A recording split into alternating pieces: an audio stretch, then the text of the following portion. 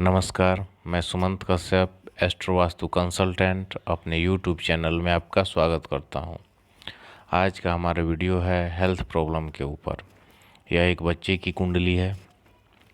12 जुलाई 2017, 5:36 शाम का समय है, रक्सौल।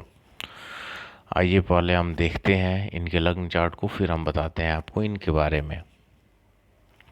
ये लग्न चार्ट है। बच्चे के माता पिता बच्चे के साथ में मुझसे मिले थे इस साल यानी 2020 के फरवरी में।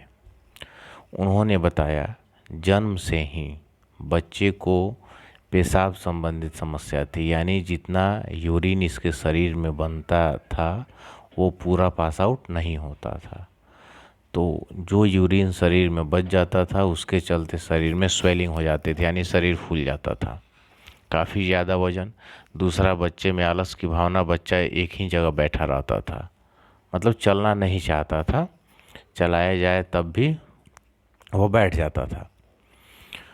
अब ये लोग मुझसे सॉल्यूशन लेने आए थे, कुछ ज्योतिषीय उपाय हो तो बताएं, क्योंकि जब से जन्म हुआ था उसके बाद से ही दवा चल रही थी और डॉक्टर ने कहा था कि कोई लिमिट नहीं है, दवा कब तक चलेगी। अब बीमारी क्यों हुआ, जिस प्रकार जो एस्ट्रोलॉजी आप लगा के समझना चाहें, वैदिक से, केपी से, नाड़ी से, लाल किताब से, जिस आधार पे, वो एक एस्ट्रोलॉजर का पॉइंट ऑफ व्यू है। मैंने सीधा इसका राहु का उपाय कराया। आप में से जो ज्योतिष होंगे या ज्योतिष के जानकार होंगे वे मेरे पॉइंट ऑफ व्यू से असहमत भी हो सकते हैं, कोई इशू नहीं है। राहु का मैंने क्यों कराया, ये मेरा अपना विचार यहाँ पर यह है। बच्चे को जन्म से ही यह समस्या थी। राहु 9वें भाव में है। राहु जब 9वें भाव में होता है तो पितृदोष बनता है, और पितृदोष के कारण मुझे ऐसा लगा कि कहीं ना कहीं बच्चे को जो समस्या है वो राहु और पितृदोष के कारण ही आ रहा है। इसलिए ही मैंने राहु का उपाय करवाया। मैं किसी भी लॉजिक विश्लेषण किसी दूसरे चीज़ों में नहीं पड़ा। यदि मैं बच्चे के गार्जियन से, माता पिता से विश्लेषण के आधार पर कुछ चीज़ें पूछता या अपने तरफ से और बताता, उनका मुझसे उम्मीद बढ़ जाता, ये एक एक्सपेक्टेशन होती कि हाँ ज्योतिषी जी अच्छा जानते हैं, नॉलेज है। लेकिन प्रॉब्लम्स या बाकी चीज़ें बता के मैं क्या करूँगा। क्लाइंट का मेन मोटिव तो यही था कि उसे सॉल्यूशन मिले। और कल यानी 4 जून 2020 को मैं एक कमर्शियल कॉम्प्लेक्स के वास्तु के लिए गया था, और यह मुझे मिला था इस बच्चे के फादर के बदौलत। जब मैं गया, बच्चे को भी देखा, उसके शरीर का सूजन कंप्लीटली ख़त्म हो चुका है। और जो फरवरी तक डॉक्टर बोल रहे थे कि दवा कब तक चलेगा हम कुछ कह नहीं सकते, अब डॉक्टर ने डेडलाइन 1 साल का दे दिया है, यानी 1 साल तक दवा चलेगा। उसके माता पिता काफ़ी खुश हैं और उन्होंने उस कमर्शियल कॉम्प्लेक्स के मालिक को मेरा नाम रिकमेंड किया था।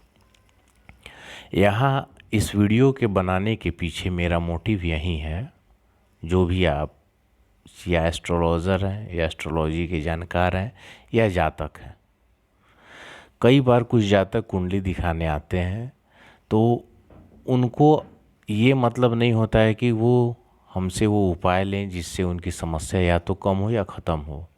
वो ऐसे एस्ट्रोलॉजी की चर्चा करते हैं जैसे लगता है मुझे कुछ सिखाने आए हैं। देखिए, उपायों का अलग कॉन्सेप्ट है, विचार है।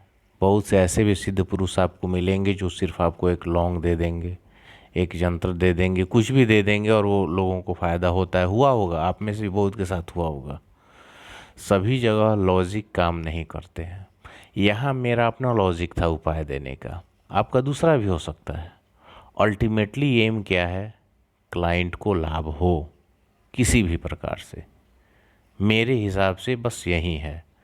बाकी कहने के लिए कोई कुछ भी कहे कि मैं ज्योतिष विशारद हूँ, ज्योतिष भूषण हूँ, आचार्य हूँ, ये हूँ, वो हूँ, मेरे पास 10 डिग्री है, 20 डिग्री है, कुछ भी डिग्री हो, यदि क्लाइंट को फ़ायदा नहीं होता है उन डिग्रियों का कोई मतलब नहीं है। वो चाहे मैं हूँ या चाहे आप हैं या चाहे कोई और है। अब एक बात मैं यहाँ पे और आपको बता दूँ, राहु का तो मैंने आपको बता ही दिया है कि राहु का उपाय जो मैंने क्यों किया।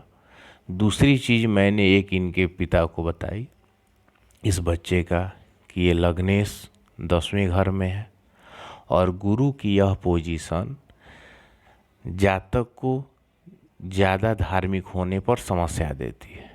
तो मैंने एक हिदायत यह दी हुई है कि बच्चे को प्रतिदिन मंदिर नहीं ले जाएं।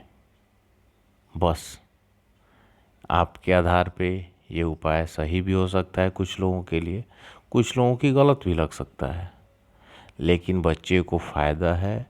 तो मेरा पूर्ण विश्वास है कि मेरा यह उपाय का कॉन्सेप्ट सही है। चलिए बने रहिए, मिलते हैं कुछ और वीडियोस के साथ।